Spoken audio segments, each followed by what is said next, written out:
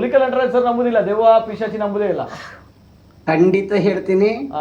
ಇವತ್ತು ಆ ಕ್ಯಾಮ್ರಾ ತೆಗ್ದಿರೋರು ಅವರಲ್ಲ, ಕಾಣ್ತಿಲ್ಲ. ಅದು ಒಂದು ಪ್ಲೇ ಇಂದ ಸ್ಟೋರೇಜ್ ಆಗಿ ತೆಗ್ದಿರೋದು, ಅದ್ರಲ್ಲಿ ಫೆದರ್ ಅಂತ ಕರಿತೀವಿ, ಡಿಸ್ಟ್ಯಾಚುರೇಟ್ ಅಂತ ಕರಿತೀವಿ. ಈಗ ಆ ಕುಟುಂಬದ ಅಮ್ಮ ಹೇಳಿದ್ರಲ್ಲ, ನನ್ನ ಪರ್ಸನಲ್ ನಂಬರ್ ತಗೊಳ್ಳಿ, ನಾನು ನಿಜವಾಗ್ಲೂ ಆ ಮನೆಗೆ ಹೋಗ್ತೀನಿ. ಆ ತಾಯಿ ನಮ್ಗೆ ಏನು ಕೊಡಕ್ ಬೇಡ, ನಮ್ಮ ಮೊಬೈಲ್ ಅಲ್ಲಿ ನೀವೇನು ಅನ್ಕೊಳ್ಬೇಡಿ, ನೀವೇ ಇವತ್ತು ಪರೀಕ್ಷೆ ಮಾಡಿ, ಒಂದಿಷ್ಟು ಲೈಟ್ ಆಫ್ ಮಾಡ್ಕೊಳ್ಳಿ.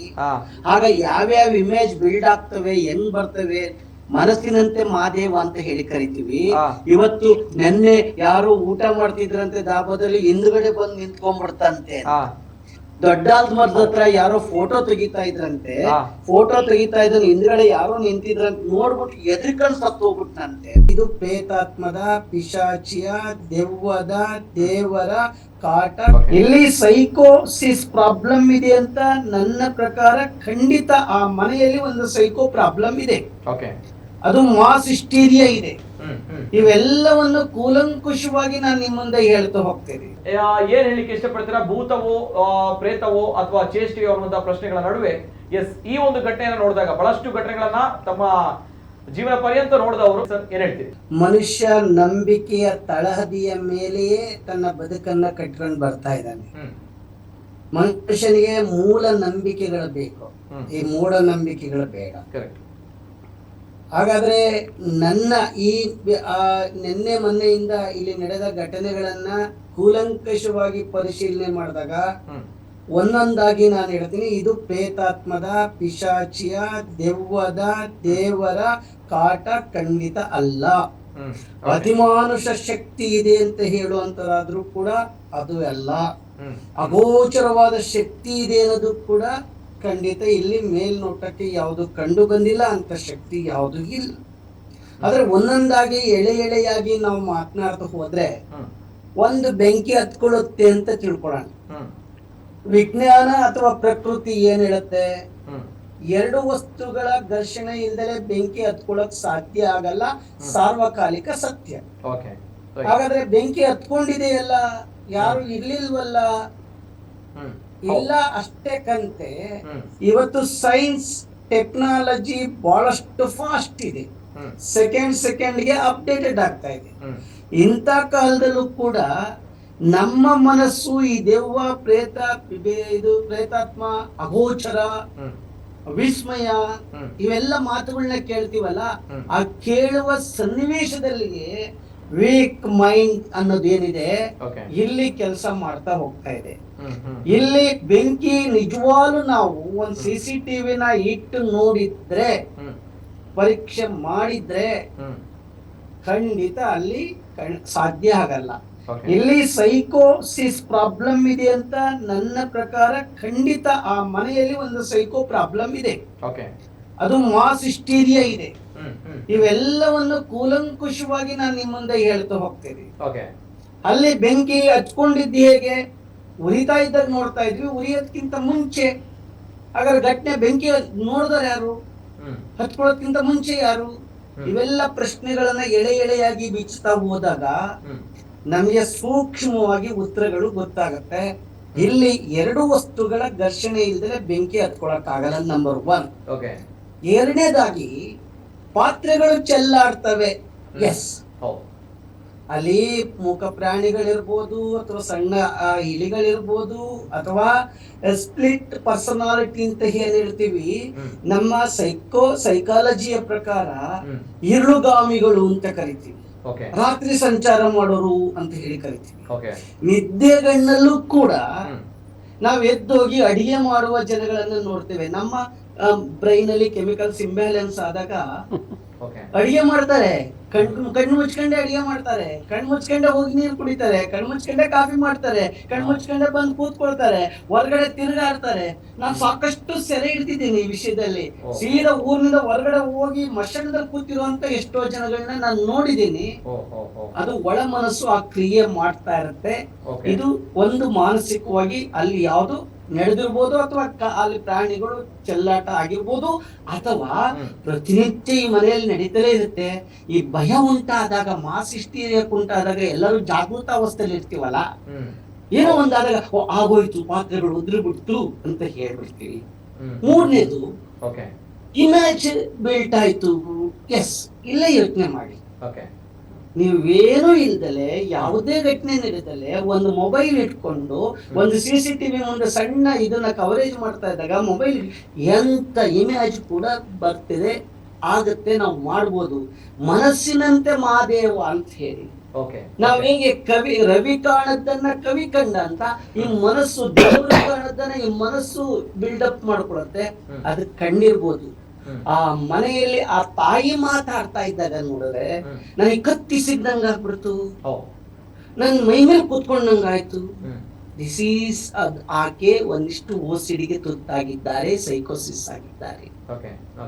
ಮಕ್ಕಳೆಲ್ಲ ಹೇಳ್ತಾರಲ್ಲ ಸರ್, ನಡ್ಕೊಂಡು ಹೋದಂಗಾಯ್ತು, ಇಲ್ಲಿ ಅಲ್ಲೇನೋ ಒಂದ್ ಶಬ್ದ ಬಂದಂಗಾಯ್ತು. ಅವ್ರ ಅಪ್ಪ ಹೇಳ್ತಾರೆ, ಆ ಮಗು ಹೇಳ್ತಾರೆ. Yes, this is whole and sole family ಇದೆಯಲ್ಲ, ಒಂದು ಮಾಸ್ ಹಿಸ್ಟೀರಿಯಕ್ಕೆ ಒಳಗಾಗ್ತದೆ. ಆ ಒಂದು ಎಲ್ಲ ಇನ್ನೊಂದು ಇದೇ ಕೂಡ್ಲ ಅವರು ಅಲ್ಲಿ ಹೋಗಿ ಚರ್ಚೆ ಮಾಡ್ಕೊಂಡು ಬಂದಾಗ ಒಬ್ರು ಒಳಗಡೆ ಹೋಗಿ ಎಂಟ್ರಿ ಆಗ್ತಾರೆ, ಒಂದ್ ಅರ್ಧ ಗಂಟೆ ಚೆಕ್ ಮಾಡ್ತಾರೆ ನೋಡೋಣ ಅಂತ. ಅವ್ರಿಗೇನು ಕಾಣಿಸ್ತಿಲ್ವಲ್ಲ, ಅಲ್ಲೇನು ವ್ಯತ್ಯಾಸ ಆಗ್ಲಿಲ್ವಲ್ಲ. ಇಲ್ಲಿ ಅರ್ಥ ಮಾಡ್ಕೋಬೇಕಾಗಿರೋದು ಅಟೆನ್ಷನ್ ಡಿಸಾರ್ಡರ್, ಒಬೇಸಿವ್ ಕಂಪಲ್ಸರಿ ಡಿಸಾರ್ಡರ್ ಮತ್ತು ಒಂದಿಷ್ಟು ಮಾಸ್ ಹಿಸ್ಟೀರಿಯಾ ಅಂಡ್ ದೆನ್ ಅದ್ರೊಳಗಡೆ ಒಂದು ಸೈಕೋಸಿಸ್ ಪ್ರಾಬ್ಲಮ್. ಇವೆಲ್ಲವೂ ಇರೋದ್ರಿಂದ ಇವುಗಳು ಗೌಣ ಆಗ್ತವೆ. ಯಾವುದೋ ಪ್ರೇತಾತ್ಮ, ಆತ್ಮ. ಆಮೇಲೆ ಅಲ್ಲಿ ಇನ್ನೊಬ್ರು ಮಾತನಾಡ್ತಾ ಇದ್ರು, ಮಾಟ ಮಂತ್ರದ್ದು ಏನೋ ನಡೆಯುತ್ತ ಅಂತ ನೀವು ಪತ್ರಿಕಾ ವರದಿಗಾರರು ಕೇಳ್ತಾ ಇದ್ದಾಗ ಅವರು ಒಬ್ಬ ವೇಷಗಳನ್ನ ಹಾಕೊಳ್ಳುವಂಥವ್ರು, ಗಣವನ್ನ ಕಟ್ಕೊಳ್ಳುವಂಥವ್ರು ಹೇಳ್ತಾ ಇದ್ರು, ನಾನು ಅದಕ್ಕೆಲ್ಲ ಗೊತ್ತಿಲ್ಲ, ನಂಬಿಕೆ ಇಲ್ಲ ಅಂತ. ಎಸ್, ಅಲ್ಲೇ ಉತ್ತರ ಇದೆ, ಪ್ರಶ್ನೆನೂ ಅಲ್ಲೇ ಇದೆ, ಅಲ್ಲೇ ಡ್ರಾ ಇದೆ, ಅಲ್ಲೇ ಬಹುಮಾನ ಇದೆ. ಇಡೀ ಕುಟುಂಬ ಒಂದು ತುಮಲಕ್ಕೆ ಒಳಗಾಗಿದೆ. ಒಳಗಾಗಂಗೆ ಹೊರ ಜಗತ್ತು ಒಂದಿಷ್ಟು ಪ್ರೇರಣೆ ಕೊಡ್ತಾ ಇದೆ, ಒಂದಿಷ್ಟು ಧೈರ್ಯ ತುಂಬೋರು ಕಡಿಮೆ ಆಗಿದ್ದಾರೆ. ನಾನು ಹೇಳ್ತೀನಿ, ಅಲ್ಲಿ ಪ್ರೇತ ಅಥವಾ ಭೂತ ಅಥವಾ ಗಣ ಅಥವಾ ಇನ್ನೊಂದು ಯಾವುದೂ ಇಲ್ಲ. ಮನಸ್ಸಿನ ಒಳಗಡೆ ಆಗ್ತಕ್ಕಂಥ ತುಮಲಗಳಿಂದ ಈ ರೀತಿ ಆಗ್ತಾ ಇದೆ. ಆ ಕುಟುಂಬಕ್ಕೆ ಒಂದಿಷ್ಟು ಸಾಂತ್ವನ ಕೊಟ್ರೆ, ನೆಮ್ಮದಿಯನ್ನ ಕೊಟ್ರೆ, ಆಪ್ತ ಸಮಾಲೋಚನೆ ಮಾಡಿದ್ರೆ, ದೈಹಿಕವಾಗಿ, ಮಾನಸಿಕವಾಗಿ, ಕೌಟುಂಬಿಕವಾಗಿ, ಆರ್ಥಿಕವಾಗಿ ಸಬಲರಾದ್ರೆ ಆ ಕುಟುಂಬ ಚೆನ್ನಾಗಿರುತ್ತೆ ಅಂತ ನನ್ನ ಅಭಿಪ್ರಾಯ. ನನಗೆ ಈಗಾಗಲೇ 3 ದಿವಸದ ಮುಂಚೆ ಫೋನ್ ಮಾಡಿದ್ರು. ನಾನು ಹೇಳಿದೆ, ಬರ್ತೀನಿ, ಖಂಡಿತ ನಿಮ್ ಜೊತೆ ನಾನು ಇರ್ತೀನಿ, ನಾನು ಮಾತನಾಡ್ತೀನಿ ಅಂತ ಎಲ್ಲವನ್ನೂ ಕೂಡ ಎಳೆಯಾಗಿ ಹೇಳಿದ್ದೀನಿ. ಸ್ನೇಹಿತರೆ, ಬಂದು ಮಾತನಾಡ್ತೀನಿ. ಅಲ್ಲೊಂದು ದುರ್ಬಲ ಮನಸ್ಸಿನ, ಭಯದ ಮನಸ್ಸಿನ ಕ್ರಿಯೆ ಇದೆ. ಅಲ್ಲಿ ನೆಗೆಟಿವ್ ಪಾಸಿಟಿವ್ ಅನ್ನೋದೇನಿಲ್ಲ. ಅದಕ್ಕೆ ಆಪ್ತ ಸಮಾಲೋಚನೆ ಕುಟುಂಬಕ್ಕೆ ಬೇಕಾಗಿದೆ. ಈ ಜಗತ್ತಲ್ಲಿ ಯಾವುದು ನೆಗೆಟಿವ್ ಪಾಸಿಟಿವ್ ಅನ್ನೋದಿಲ್ಲ, ಮನಸ್ಸಲ್ಲಿದೆ ಪಾಸಿಟಿವ್ ಅಂಡ್ ನೆಗೆಟಿವ್ ಅಂತ. ಮನಸ್ಸು ನಾವು ಹೇಗೆ ತೆಗೆದುಕೊಳ್ತೀವಿ ಅನ್ನೋದ್ರ ಮೇಲೆ ನಿಂತಿದೆ. ಬನ್ನಿ, ನಮ್ಮ ಚಾನೆಲ್ ಮುಖಾಂತರ, ನಿಮ್ಗಳ ಮುಖಾಂತರ, ಸಾರ್ವಜನಿಕರ ಮುಖಾಂತರ ಆ ಕುಟುಂಬಕ್ಕೆ ಒಂದಿಷ್ಟು ಸಾಂತ್ವನ ಕೊಟ್ರೆ ಧೈರ್ಯದಿಂದ ಬದುಕನ್ನ ಕಟ್ಕೊಳ್ತಾರೆ. ನಮ್ಮ ಮೊಬೈಲ್ ಅಲ್ಲಿ ನೀವೇನೋ ಅನ್ಕೊಳ್ಬೇಡಿ, ನೀವೇ ಇವತ್ತು ಪರೀಕ್ಷೆ ಮಾಡಿ, ಒಂದಿಷ್ಟು ಲೈಟ್ ಆಫ್ ಮಾಡ್ಕೊಳ್ಳಿ. ಆಗ ಯಾವ್ಯಾವ ಇಮೇಜ್ ಬಿಲ್ಡ್ ಆಗ್ತವೆ, ಹೆಂಗ್ ಬರ್ತವೆ, ಮನಸ್ಸಿನಂತೆ ಮಾದೇವ ಅಂತ ಹೇಳಿ ಕರಿತೀವಿ. ಇವತ್ತು ನೆನ್ನೆ ಯಾರು ಊಟ ಮಾಡ್ತಿದ್ರಂತೆ ದಾಬಾದಲ್ಲಿ, ಹಿಂದ್ಗಡೆ ಬಂದು ನಿಂತ್ಕೊಂಡ್ಬಿಡ್ತಂತೆ. ದೊಡ್ಡಾದ ಮರದ ಹತ್ರ ಯಾರೋ ಫೋಟೋ ತೆಗಿತಾ ಇದ್ರಂತೆ, ಫೋಟೋ ತೆಗಿತಾ ಇದ್ರೆ ಹಿಂದ್ಗಡೆ ಯಾರೋ ನಿಂತಿದ್ರಂತೆ, ನೋಡ್ಬಿಟ್ಟು ಎದ್ರಿಕೊಂಡು ಸತ್ತು ಹೋಗ್ಬಿಟ್ಟಂತೆ. ಆಮೇಲೆ ಅಲ್ಲಿ ಎಂತದು ಏರ್ಪೋರ್ಟ್ ಹತ್ರ ಕ್ರಾಶ್ ಆಗಿ ಅಲ್ಲಿ ಒಂದು 30-40 ಜನ ಸತ್ತಾಗ ಅವರೆಲ್ಲ ದೆವ್ವಗಳಾಗ್ಬಿಟ್ಟಿದ್ರಂತೆ, ಭೂತಗಳಾಗಿದ್ರಂತೆ. ಹೋಗಿ ಗಾಡಿಗಳನ್ನ ಇಟ್ಕೊಳ್ತಾರೆ ಅಂತ ಆ ಮಶಾನದಲ್ಲಿ ಮಲಗಿ ಬಂದಿದ್ದೀನಿ. ಎಲ್ಲೆಲ್ಲಿ ದೆವ್ವಗಳಿವೆ ನೋಡಿ ಬಿಡೋಣ ಅಂತ ಮಲಗಿ ಬಂದಿದ್ದೀನಿ. ಎಲ್ಲೆಲ್ಲಿ ದೆವ್ವ ಮೇಲೆ ಪಿಶಾಚಿ ಕೂಗುತ್ತೆ ತೆಂಗಿನ ಮರದ ಮೇಲೆ ಇರೋದನ್ನ ನಿಮ್ಮ ಸುತ್ತಮುತ್ತಲೇ ಕಂಡಿಡ್ದು ಬಂದಿದ್ದೀನಿ. ಕಾಣದ ದೆವ್ವಗಳು, ಪ್ರೇತಾತ್ಮಗಳು ನನಗೆ ಇಲ್ಲಿವರೆಗೂ ಕಂಡಿಲ್ಲ. ನಿಜವಾಗ್ಲೂ ಈಗೊಂದು ನಿಮ್ಮ ಚಾನೆಲ್ ಮುಖಾಂತರ ನಾನು ಮನವಿ ಮಾಡ್ಕೊಳ್ತೇನೆ, ವಾಮಾಚಾರ ನಡೆಯುತ್ತೆ ಆ ಮನೆಗಾದ್ರೆ ನನ್ನ ಮೇಲೆ ಮಾಡಿ. ವಾಮಾಚಾರ ಮಾಟ ಮಂತ್ರ ಆಗಿದೆ ಆ ಮನೆಗೆ ಅಂದ್ರೆ ಪಾಪ ಬಡವರು, ಅವ್ರ ಮೇಲೆ ಯಾಕೆ ಮಾಡ್ಬೇಕು? ಅಮಾಯಕರು, ಅವ್ರ ಮೇಲೆ ಯಾಕೆ ಮಾಡ್ಬೇಕು? ನನ್ನ ಮೇಲೆ ಮಾಡಕ್ ಹೇಳಿ, ನಾನು ರೆಡಿ ಆಗಿದ್ದೀನಿ. ಸುಮ್ಮನೆ ಮಾತಾಡೋದ್ರಿಂದ ಪ್ರಯೋಜನ ಇಲ್ಲ. ಕರೆಕ್ಟ್. ಆಪ್ತ ಸಮಾಲೋಚನೆ ಮಾಡಿದ್ರೆ ನಿಜವಾದ ಪರಿಹಾರ ಸಿಗತ್ತೆ. ಇಲ್ಲಿ ಏನಾಗಿದೆ ಅಂದ್ರೆ ನಡೆದಿರೋದು ನಿಜವಾದ ಘಟನೆಯ ಯಾರು ಇಲ್ಲ. ನಾನೊಂದು ಸಣ್ಣದು ಹೇಳ್ತೇನೆ. ಒಂದು ಟಿವಿನಲ್ಲಿ ಇದಕ್ಕಿದ್ದಂಗೆ ಬೆಂಕಿ ಹತ್ಕೊಳ್ತಾ ಇದೆ, ಅಲ್ಲಿ ಬೆಂಕಿ ಹತ್ಕೊಳ್ತಾ ಇದೆ ಅಂತ ಹೇಳಿ ನಾನು ಡಿಬೇಟಿಗೆ ಕರೆದ್ರು. ಒಂದು ಟಿವಿನಲ್ಲಿ ಕೂತ್ಕೊಂಡು ಹೇಳಿ ಅವರು ಇನ್ನೊಬ್ರು ಮತ್ತೊಬ್ರು ಏನೇನೋ ಹೇಳ್ತಾ ಇದ್ರು. ನಾನು ಹೇಳಿದೆ ಏನು ಮಾಡ್ಬೇಡಿ, ಯಾರನ್ನೂ ಕರ್ಸ್ಬಿಡಿ, ನಾನು ಬರ್ತೀನಿ ಅಂತ. ನಾನು ಹೋದ ತಕ್ಷಣನೇ ಬೆಂಕಿ ಹತ್ಕೊಳ್ತು. ತಹಸೀಲ್ದಾರ್ ಹೇಳ್ತಾ ಇದ್ರು, DC ಹೇಳ್ತಾ ಇದ್ರು, SP ಹೇಳ್ತಾ ಇದ್ರು, ಸರ್ ಬೆಂಕಿ ಹಾಸ್ಬಿಡೋಣ ಅಂತ. ಹಾಸ್ಬೇಡಿ, ನಾನು ನೋಡ್ತೀನಿ ಒಳಗಡೆಗೆ ಹೋಗಿ ಅಂತ ಹೇಳಿದೆ. ಸೀದಾ ಒಳಗಾದ ತೆಂಗಿನಕಾಯಿ ನಿಮ್ಗೆಲ್ಲ ಲೈವ್ ಸಮೇತ ಕೊಡ್ತೀನಿ. ಆ ತೆಂಗಿನಕಾಯಿ ಒಳಗಡೆ ಸ್ಮೆಲ್ ಬರ್ತಿತ್ತು, ಬೆಂಕಿ ಒಳಗಡೆ. ಆ ಸ್ಮೆಲ್ ಕೆರೋಸಿನ್ದು. ಸಣ್ಣ ದ ಪಾಯಿಂಟ್ ಅಂದೆ. ಆಮೇಲೆ ಸ್ವಲ್ಪ ಹಂಗೆ ತೆಂಗಿನಕಾಯಿ ಎಲ್ಲ ತೆಗಿತಾ ಇದ್ದಾಗ ಒಂದು ಬಾಟ್ಲಿಗೆ ಬಿಲ್ಟಿ ಇದನ್ನ ಹಾಕಿ ಬತ್ತಿ ಹಾಕಿ ಬಿಲ್ಟಿ ಹಾಕಿರ್ತಾರೆ, ಅದರಲ್ಲಿ ಎತ್ತಿದ್ರು ಹೊತ್ಕೊಂಡು ಉರಿತಾ ಇತ್ತು. ನೋಟು ದ ಪಾಯಿಂಟ್ ಅಂತ ಅಂದೆ. ಹಾಗೆ ಹಂಗೆ ತಿರುಗಿಕೊಳ್ತಾ ಇದ್ದಾಗ ಸ್ವಲ್ಪ ಕಿಟಕಿ ಕಡಿಕೆ ನೋಡಿದಾಗ ಕಿಟಕಿ ಹತ್ರ ಒಂದು ಬೆಂಕಿ ಗಟ್ಟಿ ಬಿದ್ದಿತ್ತು. ಸರ್ ನೋಟು ದ ಪಾಯಿಂಟ್ ಅಂದೆ. ಆಮೇಲೆ ಅಲ್ಲಿ ಎಲ್ಲ ಉರಿತಾ ಇದ್ದಾಗ ಎಲ್ಲ ಉರಿತಾ ಇತ್ತು. ಹಿಂದ್ಗಡೆ ನಾವು ಹೋಗಿ ಸ್ವಲ್ಪ ಸೂಕ್ಷ್ಮ ಬರ್ತಾ ಇದ್ದಾಗ ಒಂದು ಪಾದ ಹಿಂದಕ್ಕೆ ಮುಂದಕ್ಕೆ ಹೋಗಿದ್ದಿತ್ತು. ಇಲ್ಲಿ ಬೆಂಕಿ ಹೊತ್ಕೊಂಡಿತ್ತು, 3 ತಿಂಗಳಿಂದ ಉರಿತಿತ್ತು, ಮನೆ ಮೇಲೆ ಬೆಂಕಿ ಹೊತ್ಕೊಂಡಿತ್ತು, ತೆಂಗಿನ ಮರದ ಮೇಲೆ ಬೆಂಕಿ, ಅಪೋಗಳಷ್ಟೇ. ಪರಿಶೀಲನೆ ಮಾಡಕ್ ಹೋದಾಗ ಒಂದು ನೊಂದ ಹೆಣ್ಣಿನ ಧ್ವನಿ ಅಲ್ಲಿ ಮಾಡ್ತಾ ಇತ್ತು ಅನ್ನೋದನ್ನ ಇಡೀ ಸರ್ಕಾರಕ್ಕೆ ತೋರಿಸ್ಬಿಟ್ಟು ಬಂದೆ. ಇಲ್ಲಿ ನಾವು ಅರ್ಥ ಮಾಡ್ಕೋಬೇಕಾಗಿದೆ, ಇಲ್ಲೂ ನೊಂದ ಮನಸ್ಸಿದೆ, ಹೇಳ್ಕೊಳಕ್ ಆಗ್ದಲೇ ಇರೋಂತ ಮನಸ್ಸಿದೆ, ನೋವು ತಿಂತಾ ಇದೆ. ಅದಕ್ಕೆ ನಾವು ಪರಿಹಾರ ಕಂಡುಹಿಡಿಬೇಕು. ಪ್ರೇತ ಕೊಡುತ್ತೆ, ಭೂತಾತ್ಮ ಕೊಡುತ್ತೆ, ಮಾಟ ಮಂತ್ರ ನಡೆಯುತ್ತೆ.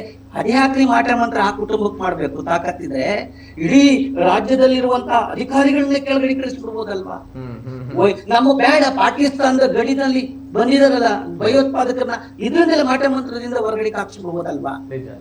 ಮಾತನಾಡ್ಬೇಕಾದಾಗ ನಾವು ಯೋಚನೆ ಬುದ್ಧಿವಂತರಾಗಿ ಮಾತನಾಡೋಣ, ಸಮಸ್ಯೆಗೆ ಪರಿಹಾರ ಕಂಡುಹಿಡಿಯೋಣ. ನಾನು ಈಗಲೂ ನಿಮ್ ಮುಂದಕ್ಕೆ ಅಂತೇನೆ, ಆ ಆಪ್ತ ಸಮಾಲೋಚನೆ ಮಾಡಿದ್ರೆ ಆ ಕುಟುಂಬದೊಂದಿಗೆ ಅವ್ರು ಸಿಕ್ಲಿಕ್ಕಾಗಿ ಅಲ್ಲಿಂದ ನಾವು ಪರಿಶೀಲನೆ ಮಾಡಿದಾಗ ಬೇಸಿಕ್ ನಾಲೆಡ್ಜ್ ಅಲ್ಲಿ ನಮ್ಗೆ ರೂಟ್ ಕಾಸ್ಟ್ ಸಿಗುತ್ತೆ. ಅಲ್ಲಿಂದ ಹೋದಾಗ ಏನೆಲ್ಲ ಓಪನ್ ಅಪ್ ಆಗುತ್ತೆ ಅನ್ನೋದು ಆಗದೊಂದು, ಅದ್ರ ಬಂಡವಾಳ ಬಡ್ಕೊಳ್ಳೋರು ಯಾರೋ, ಮತ್ತೆ ಇಲ್ದಿದ್ನೆಲ್ಲ ಹೇಳೋರು ಯಾರೋ, ಮತ್ತೆ ನೋವು ಕೊಡ್ತಾ ಇದೀವಿ, ಪ್ರೇತಾತ್ಮ ನಡೆಯುತ್ತೆ, ಹಂಗಾಗತ್ತೆ ಹಿಂಗಾಗತ್ತೆ. ಆ ಕುಟುಂಬಕ್ಕೆ ನೋವು ಕೊಡೋದಲ್ಲ ಮನುಷ್ಯನ ಧರ್ಮ. ನಿಜವಾದ ಧರ್ಮ ಅಂದ್ರೆ ಆ ಕುಟುಂಬಕ್ಕೆ ಸಾಂತ್ವನ ಕೊಡೋಣ, ನೆಮ್ಮದಿ ಕೊಡೋಣ. ಇದು ನಾನು ಬಹಳ ಸೂಕ್ಷ್ಮವಾಗಿ ಅಬ್ಸರ್ವ್ ಮಾಡಿದ್ದೀನಿ. ಆ ಕ್ಯಾಮ್ರಾ ತೆಗ್ದಿರೋರು ಅವರಲ್ಲ, ಕಾಣಿಸಿಲ್ಲ. ಅದು ಒಂದು ಪ್ಲೇ ಇಂದ ಸ್ಟೋರೇಜ್ ಆಗಿ ತೆಗ್ದಿರೋದು. ಅದ್ರಲ್ಲಿ ಫೆದರ್ ಅಂತ ಕರಿತೀವಿ, ಡಿಸ್ಸ್ಯಾಚುರೇಟ್ ಅಂತ ಕರಿತೀವಿ. ಆ ಡಿಸ್ಸ್ಯಾಚುರೇಟ್ ಮಾಡಿ ಫೆದರ್ ಮಾಡಿ ಆ ಮಾಡ್ಕೊಂಡಿರೋಂತ ಒಂದು ಇಮೇಜ್ ಅಷ್ಟೇ. ರಿಯಲಿ ನಮ್ಮ ಪತ್ರಕರ್ತರು ಹೇಳಿದ್ರಲ್ಲ, ಆ ಮೂಲ ಹುಡುಕಿದಾಗ ಇದು ಕೂಡ ಗೊತ್ತಾಗ್ಬಿಡುತ್ತೆ, ಖಂಡಿತ ಗೊತ್ತಾಗುತ್ತೆ. ಮೂಲ ಹುಡುಕ್ಬೇಕಾಗಿದೆ. ಇವತ್ತು ನನಗೆ ಮನಃಶಾಸ್ತ್ರಜ್ಞರು ಎಷ್ಟು ಚೆನ್ನಾಗಿ ಮಾತನಾಡಿದ್ರು. ನಾನು ಇನ್ನೂ ಒಂದು ಹೇಳುವಂಥದ್ದು, ನಾವು ಪ್ರತಿನಿತ್ಯ ಇದನ್ನೇ ಸಮಸ್ಯೆ ಬಗೆಹರಿಸ್ತಾ ಇದ್ದೀವಿ. ಅವರು ಒಬ್ರು ಹೇಳಿದ್ರು 7 ದೆವ್ವಗಳು ಬಂತು. 7 ದೇವ್ರುಗಳು ಬಂದಿರೋರು ನಮ್ಮ ಹತ್ರ, ಅವ್ರಿಗೆ ಮೈ ಮೇಲೆ ದೇವ್ರುಗಳು ಬಂದಿರೋದು. ಅದ್ರ ಹಿಂದೆ ಏನೋ ಇದೆ, ಅದನ್ನ ನಾವು ಹುಡುಕ್ಬೇಕಾಗಿದೆ. ಇವತ್ತು ನಾವು ತಂತ್ರಜ್ಞಾನವನ್ನ ನಮ್ಮ ಮನಸ್ಸಿಗೋಸ್ಕರ ನಮ್ಗೆ ಹೆಂಗ್ ಬೇಕು ಇಮೇಜ್ ಬಿಲ್ಡ್ ಮಾಡ್ತೀವಿ, ಇನ್ನೊಂದು ಮಾಡ್ಕೊಡ್ತೀವಿ ಅನ್ನೋದಂದ್ರೆ ಇವತ್ತು ಯೋಚನೆ ಮಾಡ್ಬೇಕಾಗಿದೆ. ನಾವು ಸರಿಯಾಗಿ ಜಾಗೃತರಾಗ್ಲಿಲ್ಲ ಅಂದ್ರೆ ಇಂಥ ಘಟನೆ ಈಗ ಸಣ್ಣದಾಗ ನಡೀತಾ ಇದ್ದೇವೆ. ಮುಂದೆ ಇದನ್ನೇ ಬಳಸ್ಕೊಂಡು ನಮ್ಮ ಪ್ರಿವೇಸಿಯನ್ನ ಕಿತ್ಕೊಳ್ಳುವಂತ ಮೂಮೆಂಟ್ಗೆ ಹೋಗ್ತಾ ಇದೀವಿ ನಾವು. ಇದನ್ನ ನಾವೆಲ್ಲ ಅರ್ಥ ಮಾಡ್ಕೋಬೇಕಾಗಿ ಆಚರಣೆಗಳಾಗಿರ್ಲಿ, ಆ ಆಚರಣೆಗಳು ಸಮಾಜಕ್ಕೆ ಕಂಟಕಗಳಾಗುವಂತ ಆಚರಣೆಗಳ ವಿರುದ್ಧ ನಾವು ಮಾತನಾಡ್ತಾ ಇದ್ದೀವಿ. ಎಲ್ಲರೂ ಯೋಚನೆ ಮಾಡಿ, ಮೂಲಾಚರಣೆಗಳಿರ್ಲಿ, ಮೂಢಾಚರಣೆಗಳು ಬೇಡ, ನಂಬಿಕೆಗಳಿರ್ಲಿ, ಅಪನಂಬಿಕೆಗಳು ಬೇಡ, ಆಚರಣೆಗಳಿರ್ಲಿ, ಮೂಢಾಚರಣೆಗಳು ಬೇಡ. ದೇವರು ಧರ್ಮ ಎಲ್ಲವೂ ಇರಲಿ, ಮನುಷ್ಯನ ಮನಸ್ಸಿಗೆ ನೆಮ್ಮದಿ ಶಾಂತಿ ಕೊಡುವ ಅದ್ಯಾವುದೇ ದೇವರಾಗಿರ್ಲಿ, ಅದ್ಯಾವುದೇ ಧರ್ಮ ಆಗಿರ್ಲಿ, ಅದ್ಯಾವುದೇ ಜಾತಿ ಆಗಿರ್ಲಿ, ಎಲ್ಲವನ್ನೂ ಸ್ವೀಕರಿಸೋಣ. ನಮ್ಮ ದೇಶ ಬಹು ಜಾತಿಯ, ಬಹು ಧರ್ಮದ, ಬಹು ಸಂಸ್ಕೃತಿಯ ದೇಶ. ಇದನ್ನ ಅರ್ಥ ಮಾಡ್ಕೊಂಡು ಬನ್ನಿ, ಸೂಕ್ತ ಪರಿಹಾರ ಕೊಡೋಣ. ಇವತ್ತು ನಾವು ಡ್ರಿಂಕ್ಸ್ಗೆ ಅಡಿಕ್ಷನ್ ಆಗಿದ್ರೆ, ಆಲ್ಕೋಹಾಲ್ಗೆ ಅಡಿಕ್ಷನ್ ಆಗಿದ್ರೆ ಅದರೊಳಗೆ ಬರ್ಬೋದು. ಬಿಡುಗಡೆ ಆಗ್ಬೋದು. Correct. ಇವತ್ತು ಆಲ್ಕೋಹಾಲ್ಗಿಂತ ಮೌಢ್ಯತೆಗಿಂತ ಅತಿ ಹೆಚ್ಚು ಅಡಿಕ್ಷನ್ಗೆ ತುತ್ತಾಗ್ತಾ ಇರೋದು ಸೋಷಿಯಲ್ ಮೀಡಿಯಾ. ಸೋಷಿಯಲ್ ಮೀಡಿಯಾದಲ್ಲಿ ಪ್ರತಿಯೊಬ್ಬರ ಕೈಲೂ ಕೀ ಇದೆ, ಬಟನ್ ಇದೆ ಅಂತ ಹೇಳಿ ಏನ್ ಬೇಕಾದ್ರೂ ಆಗಿ ಮನುಷ್ಯನ ಮನಸ್ಸಿನ ಮೇಲೆ ಕ್ಷುಲ್ಲಕ ಪರಿಣಾಮ ಬೀರ್ತಾ ಇದೆ. ನಾವು ಮಾನಸಿಕ ಖಿನ್ನತೆಗೆ ಒಳಗಾಗ್ತಾ ಇದೀವಿ ಈ ಸೋಷಿಯಲ್ ಮೀಡಿಯಾಗಳಿಂದ. ಇದ್ರ ಬಗ್ಗೆ ಸರ್ಕಾರ ಗಮನ ಹರಿಸಬೇಕಾಗಿದೆ. ಇವತ್ತು ಮೀಡಿಯಾದಲ್ಲಿ ಕೂತ್ಕೊಂಡು ಪ್ರತಿಯೊಂದು ಒಂದೊಂದು ಮೀಡಿಯಾದಲ್ಲಿ ಒಂದೊಂದು ಸೋಷಿಯಲ್ ಸ್ಟೇಜ್ಗಳಲ್ಲಿ ವಾಮಾಚಾರ, ಮಾಟ, ಮಂತ್ರ ನಡೆಯುತ್ತೆ, ಅಲ್ಲಾಗುತ್ತೆ. ಇವತ್ತು ರಾತ್ರಿ ಬೆಳಿಗ್ಗೆ ದೇವರಾಗಿದ್ದಾರೆ, ಜನ್ನೆ ಕಳ್ಳ ಆಗಿದ್ದಾನೆ, ಇವತ್ತು ದೇವರು ಸ್ವಾಮೀಜಿ ಆಗ್ತಾನೆ. ಮೊನ್ನೆ ಇನ್ನೇನು ಆಗಿದ್ದನು ಜೈಲಿನಿಂದ ಬಂದಿರೋ ಹೊರಗಡೆಗೆ ಹಾಕ್ತಾರೆ, ದೊಡ್ಡ ದೊಡ್ಡ ಪಟ್ಟೆಗಳನ್ನ ಕಟ್ಕೋತಾರೆ. ನಾವು ವಿದ್ಯಾವಂತರಾಗ್ಬೇಕು ಅಂದ್ರೆ 1ನೇ ಕ್ಲಾಸಿಂದ 15ನೇ ಕ್ಲಾಸ್ ತನಕ ಓದ್ಬೇಕಾದಾಗ ಎಷ್ಟು ವರ್ಷ ಕಷ್ಟ ಬಿದ್ದಿದ್ದೀವಿ ಅನ್ನೋದ್ರ ಬಗ್ಗೆ ಪ್ರಶಸ್ತಿ ತಗೋಬೇಕಾದ್ರೆ ಎಷ್ಟು ಕಷ್ಟ ಬಿದ್ದಿದ್ದೀವಿ ಅನ್ನೋದು ಬೇಕು. ಇವತ್ತು ಬೆಳಗ್ಗೆದ್ರೆ ಪಟ್ಟೆಗಳು, ಜಗದ್ಗುರುಗಳು, ಸ್ವಾಮೀಜಿಗಳು, ದೇವಾಂಶ ಸಂಬೂಢರು ಎಲ್ಲ ಯಾಕೆ ಹಿಂಗಾಗ್ತಾ ಇದೆ? ನಮ್ಮ ಸೋಷಿಯಲ್ ಮೀಡಿಯಾ ವಿಜ್ಞಾನದ ಸಲಕರಣೆಗಳು, ತಂತ್ರಜ್ಞಾನ ಹೆಚ್ಚಾದಷ್ಟು ಮನುಷ್ಯನ ಮನಸ್ಸು ಔಟ್ಡೇಟೆಡ್ ಆಗ್ತಾ ಇದೆ. ನಾವು ಇನ್ನೂ ಅಲ್ಲೇ ಇದ್ದೀವಿ. ಹೊರಗಡೆ ಬನ್ನಿ. ನಮ್ಮ ಮನಃಶಾಸ್ತ್ರದಲ್ಲಿ ಯಾವುದೇ ಮಾನಸಿಕ ತುಮಲಗಳು ಉಂಟಾದಾಗ ಕೌಟುಂಬಿಕವಾಗಿ ಹೊರಗಡೆ ತರ ಆಗಿಲ್ಲ, ಅವರು ಒಳಗಡೆನೆ ಇರ್ಬೇಕಾಗಿದೆ. ಇವತ್ತು ಮನಸ್ಸಿಗೆ, ದೇಹಕ್ಕೆ ಹೇಗೆ ಕಾಯಿಲೆ ಬರುತ್ತೋ ಹಾಗೆ ಮನಸ್ಸಿಗೆ ಕಾಯಿಲೆ ಖಂಡಿತ ಬರುತ್ತೆ. ಆದ್ರೆ ದೇಹಕ್ಕೆ ಕ್ಯೂರ್ ಮಾಡ್ಕೊಡೋ ಶಕ್ತಿ ಇರುತ್ತೆ, ಮೆಡಿಸಿನ್ ಇದೆ, ಎಲ್ಲ ಇದೆ. ಮನಸ್ಸಿಗಿದೆಯಲ್ಲ, ದೇವರೇ ಬಂದ್ರು, ಭಗವಂತನೇ ಬಂದ್ರು, ದೆರಗಿಳಿದ್ರು, ಆ ಮನಸ್ಸು ಬದಲಾಗಬೇಕಾಗಿದೆ. ಆ ಮನಸ್ಸು ಒಂದಿಷ್ಟು ಸಮಾಧಾನ ತಗೊಳ್ಬೇಕಾಗಿದೆ. ಆ ಮನಸ್ಸಿಗೆ ಸಮಾಧಾನದ ಸರಕು ನಾವಾಗ್ಬೇಕಾಗಿದೆ. ಈಗ ಆ ಕುಟುಂಬದ ಅಮ್ಮ ಹೇಳಿದ್ರಲ್ಲ, ನನ್ನ ಪರ್ಸನಲ್ ನಂಬರ್ ತಗೊಳ್ಳಿ, ನಾನು ನಿಜವಾಗ್ಲೂ ಆ ಮನೆಗೆ ಹೋಗ್ತೀನಿ, ಆ ತಾಯಿ ನಮ್ಗೆ ಏನು ಕೊಡೋದು ಬೇಡ, ಆದ್ರೆ ನನ್ಗೆ ಒಂದಿಷ್ಟು ಗಾಡಿ ಹೋಗಿ ಬರೋ ಗಾಡಿ ಖರ್ಚನ್ನ ಅವರೇ ಬುಕ್ ಮಾಡ್ಲಿ ನನ್ಗೆ, ಯಾಕೆಂದ್ರೆ ನನಗೆ ಆ ಶಕ್ತಿ ಇಲ್ಲ. ನನಗೆ ಬರೋದು 38,000 ರೂಪಾಯಿ ಪೆನ್ಷನ್ ಬರುತ್ತೆ. ಅಥವಾ ನೀವು ನಿಮ್ಮ ಇದರಿಂದ ಖರ್ಚಿದ್ರೆ ಆ ತಾಯಿಗಾಗೋ ನೋವನ್ನ ಪ್ರಾಮಾಣಿಕವಾಗಿ ಹೇಳ್ತೀನಿ. ಸರಿ ಸರ್, ಎರಡನೇ ವಿಷಯಕ್ಕೆ ಬರ್ತೇನೆ. ದೈವದ ಸಂಕೇತ ಇದಿದೆ, ಆಚರಣೆಗಳು, ದೇವರ ಆಚರಣೆಗಳು ಇದೆ ಅಂತ ಏನ್ ಹೇಳ್ತೀವಿ. ದೇವರು ಮತ್ತು ದೈವದ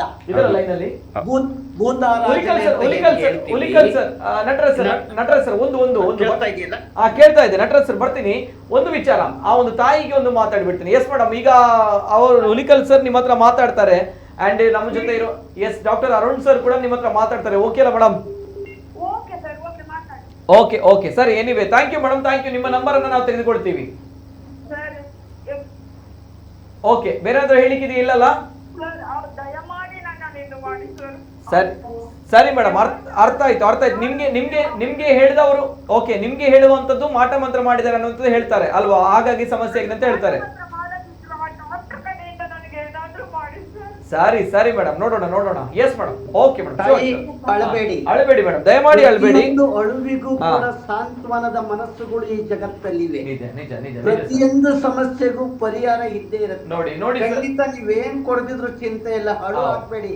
ಒಂದು ಕಣ್ಣೀರ್ ಬರ್ಸಿದೆ 1000 ಕಣ್ಣೀರ್ ಬರ್ಸುತ್ತೆ ಈ ಜಗತ್ತು. ನಿಜ ಸರ್, 100 ಕಣ್ಣೀರ್ ಬರ್ಸಿ ನಾವು ಅದನ್ನ ನಿಮಗೆ ಕ್ಲಿಯರ್ ಮಾಡ್ಕೊಡ್ತೀವಿ. ನಾವು ಒಂದು ಮನವಿ ಮಾಡ್ಕೊಡ್ತೀನಿ, ನನ್ನೊಳಗಡೆ ಇರೋಂತ ವೇದನೆಯನ್ನ ಹೇಳ್ತೀವಿ. ಯಾಕೆಂದ್ರೆ 40-50 ವರ್ಷಗಳ ಹಿಂದಕ್ಕೆ ಹೋಗೋಣ. ನಮ್ಮ ಮನಃಶಾಸ್ತ್ರಜ್ಞರಲ್ಲ ಇದ್ದಾರೆ, ಪತ್ರಕರ್ತರು ಕೂಡ ಇದ್ದೀವಿ. ಒಂದು 50 ವರ್ಷದ ಹಿಂದಕ್ಕೆ ಹೋದಾಗ ನಮ್ಮಲ್ಲಿ ಮನಃಶಾಸ್ತ್ರದ ಆಸ್ಪತ್ರೆಗಳಿರ್ಲಿಲ್ಲ, ಮಾನಸಿಕ ಕಾಯಿಲೆಗಳಿಗೆ ಉತ್ತರ ಸಿಗ್ತಿರ್ಲಿಲ್ಲ. ಆಗ ಏನಾಗುತ್ತೆ ಅಂದ್ರೆ, ಯಾರಿಗೋ ಮೈ ಮೇಲೆ ಒಂದ್ ರೀತಿಯ ಹಾರ್ಮೋನ್ಸ್ ಇಂಬ್ಯಾಲೆನ್ಸ್ ಆದಾಗ ಏನಾಗ್ತಾ ಇತ್ತು, ಮೈ ಮೇಲೆ ಬಾಡಿ ಲ್ಯಾಂಗ್ವೇಜ್ ಚೇಂಜ್ ಆಗ್ತಿತ್ತು. ಅಂದ್ರೆ ನೋವನ್ನ ಹೇಳ್ಕೊಳಕ್ ಆಗದಲ್ಲ ಬಾಡಿ ಲ್ಯಾಂಗ್ವೇಜ್ ಉನ್ಮಾದ ಸ್ಥಿತಿಗೆ ಹೋಗ್ತಾ ಇತ್ತು.